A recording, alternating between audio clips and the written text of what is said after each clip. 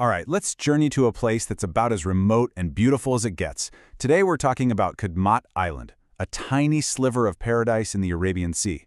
It's part of India's Lakshadweep Archipelago, and it pretty much redefines what it means to get away from it all. The most beautiful small island in the world. I mean, wow, that's not some marketing slogan. That's a real quote from a visitor on TripAdvisor. And honestly, it's a feeling you'll see over and over again from the few people who actually make it there. That's a pretty high bar to set, right? But, and there's always a but when it comes to true paradise, isn't there? This is not your typical fly-and-flop beach vacation. Just getting to Kadmat and then staying there is a whole adventure on its own. It's the kind of journey that really weeds out the casual tourists and rewards the dedicated ones. So what makes this place so special? Well, let's start with its geography, because the island's very shape is just wild. It's this shimmering jewel that's unlike almost anywhere else. Okay, first get this in your head. The island is 9.3 kilometers long. That's almost 6 miles. Imagine this long, beautiful strip of land just kind of floating out there in the middle of the deep blue sea. Now contrast that incredible length with its width. At its absolute widest point, Kadmat is only 550 meters across. So you're left with this impossibly long, skinny ribbon of sand and palm trees, with the ocean on both sides. You can literally walk from one side to the other in minutes. It's a truly unique landscape. And that unique geography is exactly why it's so important. India's Ministry of Environment and Forests has officially declared Kadmat a marine protected area. So this isn't just another pretty beach. It's a recognized, fragile, and vital ecosystem. That protected status is the key to everything that makes this place so magical. Okay, so let's talk about the journey, because the adventure to Kadmat, it starts long before you feel that perfect white sand between your toes. Getting there is a whole process, and you're gonna need a good bit of patience. It's really a three-step dance. First, you have to get a permit. Entry is restricted for everyone, even Indian citizens, to protect the islands and manage the number of visitors. Second, you have to fly from Kochi to a tiny island called Agatti, which has the only airport in the entire archipelago. And finally, you hop on a boat for the last leg of the journey to Kadmat. You basically have two main options. The most common way is to fly to Agatti and then take that boat ride, which, depending on the boat and the waves, can take anywhere from a quick 2 hours to a long 7 hours. Or you can go full sailor mode and take a passenger ship straight from Kochi, which is a 14 to 20-hour trip. Either way, you are committing some serious time to travel. And let's be real about that final boat transfer. As one traveler so beautifully put it, it can be awful. Schedules can be unpredictable, and if the sea is choppy, it is a serious test of your stomach. This is not some luxury yacht transfer, folks. It's a very functional and sometimes very, very bumpy ride to paradise. But after all of that, the reward is, well, it's immense.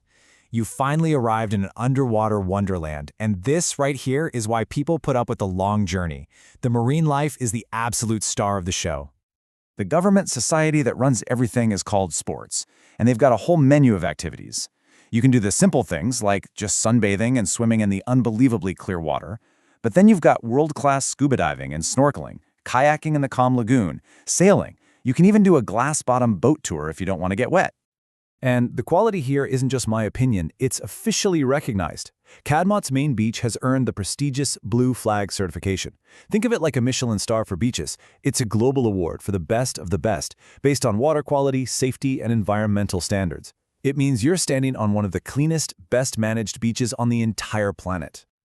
This right here, this is what it's all about. As this visitor said, the marine life is just spectacular. Diving twice a day and seeing dolphins, sharks, and turtles, that's not a rare occurrence here. It's kind of the norm. Because the area is so protected, the biodiversity is just off the charts. It's an unforgettable experience for anyone who loves the ocean. So, we've talked up the paradise angle, but now let's get into the reality of it all. It is so important to set the right expectations, because the real magic of Kadmat is in its raw, untouched nature, not in five-star luxury. Let's just do a quick expectations versus reality check. If you're dreaming of a luxury resort like you see in the Maldives, the reality is a clean but very basic government-run place. Some visitors even talk about showering with a bucket. Dreaming of gourmet food? The reality is simple, often lukewarm meals with not a lot of variety. And those perfect modern rooms, they're more like functional concrete buildings where, yes, a few travelers have even reported finding cockroaches. It's also really important to know the local culture. This isn't just a tourist island. People live here, and the community is overwhelmingly Muslim. That means life is more conservative. There's no alcohol served on the island, and when you're walking through the local villages, it's just respectful to dress a little more modestly. In this quote from the same diver who saw all the amazing wildlife, just frames the whole thing perfectly. He says, "Do not expect the Ritz." He gave the island 5 stars, not for the fancy service, but for the once-in-a-lifetime experience. You see, it's all about your mindset. The value isn't in luxury, it's in the authenticity and just how rare a place like this is. And we have to remember why things are so basic and why there are permits. This whole ecosystem is incredibly fragile. The very things that make it so stunning, the corals, the narrow strip of sand, they're all under threat from climate change, from coastal erosion, to coral bleaching. It really drives home why low-impact, responsible tourism is the only way to go here. So, with all of that on the table, let's get practical. How do you decide if this challenging paradise is really for you? And if it is, how would you even begin to plan a trip? First things first, timing is absolutely everything. The best window to visit is from about October to March. That's when the seas are calm and the skies are clear. December through February is peak season, especially if you're a diver looking for that crystal clear visibility. But whatever you do, you have to avoid the monsoon season, which runs from about May to September. Travel becomes difficult, if not impossible. Because the journey is so long, pretty much everyone recommends staying for at least 3 nights. Here's what a simple plan might look like. Day 1 is all about arriving, settling in, and maybe doing something chill like kayaking in the lagoon. Day 2 is your big adventure day. Go scuba diving or snorkeling, and then maybe explore the local village in the afternoon. And day 3 is for one last soak on that perfect beach before you start the long journey home.